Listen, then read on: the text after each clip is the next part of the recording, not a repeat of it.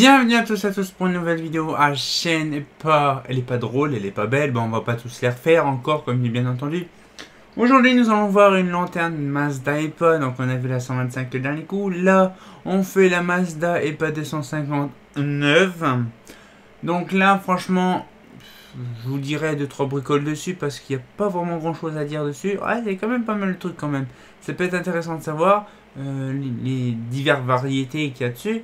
Un petit peu à l'instar de la Mazda EPA 125 où le bloc est entièrement en plastique du début jusqu'à la fin. Sauf que l'EPA 250 de base c'est un support appareillage avec la platine en alu et ça finit qu'à la fin c'est devenu un porte-appareillage en plastique. Hein, bon, Marinil, comme bien sûr en Maranil ou Marinil, je m'en rappelle plus. Donc, du coup, ce qui fait, c'est voilà, il y a eu deux générations, donc avec le bloc en alu et l'autre au bloc en plastique. Donc, du coup, après, ça a suivi, on va dire, c'est pas marqué Mazda Projet X dessus. Il y a eu la version Mazda Projet X, Projet X, je suis pas sûr. Si, je pense que oui, Profil X 225, oui, parce que la Profil X, elle est arrivée quand même en 60. La Mazda est apparue en 68, tout comme la Profil X 125 je pense. Je ne sais pas, par contre la Profil X je sais qu'elle est apparue, la taille 400, on verra dans la prochaine vidéo. La taille 400 est apparue en 64, mais après on ne sait pas pour la EPA 250 et EPA 125. C'est peut-être arrivé plus tard, mais on n'a aucun catalogue de Projet X, on ne peut pas savoir. Donc là un petit peu le luminaire, bon déjà elle était souvent dans mes luminaires là-haut. Donc du coup là, la petite Mazda EPA 250, qu'est-ce qu'elle est mis tout plein. Donc vous voyez, c'est vraiment différent d'une Mazda. Alors bien sûr, la BF est encore dedans. Donc je la retirerai à l'occasion, ça serait bien. Donc on va la retirer comme ça fait. Et donc du coup, celle-là, elle va vraiment bien servir. Alors ça, c'est une Osram. Une Osram, une HQL.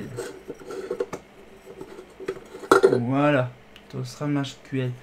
Je pense qu'on fera une autre vidéo sur la deuxième taille, je pense. Ça sera vraiment bien. Là, un petit peu le truc. Donc là, une belle petite lanterne intéressante. Elle est vraiment magnifique, toute belle, toute propre, toute neuve. Avec le bloc aussi.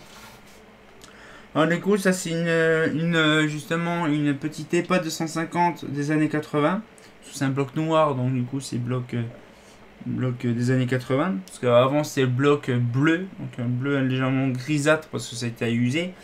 Mais là c'est vraiment l'année 80, je dirais entre 85 et 87. Il n'y a pas de platine dedans, il n'y a pas de platine, c'est vraiment la douille directement dessus. Donc je ne sais pas réellement c'est quoi qu'il y a dedans. Mais, magnifique, en bon état. Donc après la bride matrixée, comme à l'époque. Franchement c'est magnifique, bien conservé. Alors du coup c'est vrai que les EPA, j'ai pas trop fait de vidéo là-dessus. Parce que c'est vrai que les EPA c'est différent. Ah, une petite araignée. Alors, il y a une petite araignée qui pendouille là-dedans. Hop, voilà. Et donc, du coup, ce qui fait, c'est que c'est un lumière que j'aime bien, la Mazda EPA. Parce que c'est vraiment l'optique intégrale, hein, lanterne intégrale, c'est-à-dire qu'en fait, l'optique fait office aussi de réflecteur, de capot. Et donc, du coup, là, donc c'est intéressant de voir des modèles pareils.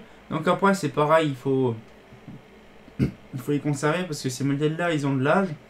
Bon, par contre, celle-là, elle a une couleur, bien sûr, c'est une couleur bien spécifique. C'est pas couleur gris standard, c'est un couleur gris légèrement vert. Donc, c'est vraiment couleur Projet Luxe, parce que la plupart des Projet Luxe avaient la même couleur, même un peu plus foncée. Mais il y en a certains, ils avaient les couleurs comme ça. Alors, je ne sais pas, par contre, j'ai de la 3 tonnes de poussière sur le au bureau. Et là, du coup, cette lanterne-là, par exemple, moi, ça me plaît particulièrement. Pourquoi? Parce qu'en fait, déjà, il y a eu deux versions donc différentes. Le support, pareil. On va dire l'entièreté du luminaire, sauf bien sûr l'optique qui reste le même. Bon là par contre l'optique celle-là elle est un petit peu plus pointue vers le dessus. Et du coup voilà, donc là par contre c'est la version où le réflecteur est bien sûr traité pas comme la Profilux ni comme les Projux ou la plupart des luminaires en alu qu'on connaît. Mais celui-là elle a un revêtement on va dire avec une couche organique. C'est pour que ça que celle-là, malgré qu'elle est neuve, elle a des petites taches d'oxydation. Alors qu'elle a elle a toujours été dans son carton. Donc voilà ce qui fait, c'est que même en la laissant neuve, elle s'oxyde quand même. Voilà, donc c'est pour ça que c'est assez complexe. La plupart des dernières EPA, ou plutôt des dernières EPA, ils étaient mal faites. Là par exemple, sur le truc, vous ne le voyez pas. Mais je vois actuellement des traits de peinture, c'est-à-dire qu'en fait, ils ont mis le luminaire à plat, ils ont peint dessus. Et en fait, on voit toutes les petites taches de peinture sur les gouttes, là, ici. Ça fait des petites gouttes de peinture. C'est trop drôle. En fait, là, c'est vraiment, c'est vraiment ça qu'on fait. C'est vraiment impressionnant. En fait, on voit même que déjà le luminaire, on voit que le châssis commence un peu à se déformer du moule. Donc c'est ça, c'est vraiment le dernier instant. C'est pour ça qu'en fait, je ne sais pas pourquoi que la EPA 125 et 250 ont été arrêtés en 87. Parce qu'en 88, après la Macadam G, la Macadam P, ok, mais pourquoi la EPA 400, ils auraient pu la couper en même temps. Sauf que voilà, bon, j'ai expliqué dans une vidéo pourquoi que la EPA 400 est encore là jusqu'en 92 et un peu plus tard. Mais franchement, ils auraient pu garder la gamme EPA complète jusqu'en 92-93, ça aurait été vraiment bien. Mais il n'y aurait pas eu la Macadam de sortie, il n'y aurait eu que la Junior de sortie en même temps que les Storil. Donc voilà, donc ça c'est complexe. De toute façon, les Storil, ça n'a strictement rien à voir, c'est plutôt la Junior qui remplace les Mazda EPA. Parce qu'il y a la EPA, la Macadam et après la Junior. Donc il n'y aurait pas eu la EPA 125 et 250 auraient remplacé les Macadam, il n'y aurait jamais eu de Macadam. Donc du coup, ouais, ce qu'il fait, c'est que voilà, donc un luminaire qui a été refait. Bien sûr, quand on parle de Macadam, ce n'est pas Mazda, c'est Philips. Comme les Estoril, c'est 4 machins. Là, par exemple, c'est Philips qui a décidé d'arrêter la production de Mazda, d'EPA. Mais par contre, on aurait pu quitter aussi la version des EPA 125, des EPA 400. Et ça, on en parlera dans la prochaine vidéo. Mais moi, j'aime bien ce modèle-là, c'est vrai que c'est... Pour moi, c'est un bonheur d'avoir ces modèles-là. Il n'y en a pas eu dans Épernay de ces modèles-là. Il y a eu des solaires, 125, 250, 251 et 400. Mais pas de Mazda EPA. Il n'y a pas beaucoup de communes où je vois des Mazda EPA 250. Parce que c'est vrai que c'est pas été un luminaire fétiche. Parce qu'il y avait la EPA 400 ou la EPA 125. Mais chez nous, on a eu beaucoup d'EPA 125. Rarement de 250. Et encore pire pour les EPA 400. Parce que c'est pas vraiment un pays à ça. Mais nous, on avait plus les holophales, Je dis des conneries parce qu'en fait, c'est vrai qu'on a beaucoup d'endroits où il y a beaucoup d'holophanes, beaucoup d'endroits où il y a du Mazda. J'ai plus de connaissances des EPA 125 ou 400 que des EPA 250. Parce que la plupart des EPA 250, j'en connais qu'une, peut-être à 2-3 endroits, c'est tout. Mais la plupart du temps, c'est que des EPA 125. Les EPA 400, j'en ai dans certains lieux que je connais depuis des années, mais qui sont même déjà désinstallés ou même déjà détruits. Mais à part ça, il n'est pas 250, à part une commune. Quand on va du côté de Saint-Dizier, entre Saint-Dizier et Épernay, il y a une petite route départementale et il y a un passage, et justement il y a des juniors, des Macadam EPA, des Mazda EPA 250 première génération avec des brides dessus. Je ferai une vidéo peut-être là-dessus sur la EPA 250 première génération, mais j'en ai pas en propre, hein, j'ai que des versions dégueulasses. Dorian en a une en bon état, peut-être que je ferai une vidéo là-dessus, hein, ça sera bien. Non, du coup là, je ferai une vidéo sur ça, je pense. Bon, ça sera pas la série de la lanterne parce que sinon ça sera pas avant 2025. Mais je ferai une vidéo là-dessus par rapport à ça. La Mazda est pas tranquille.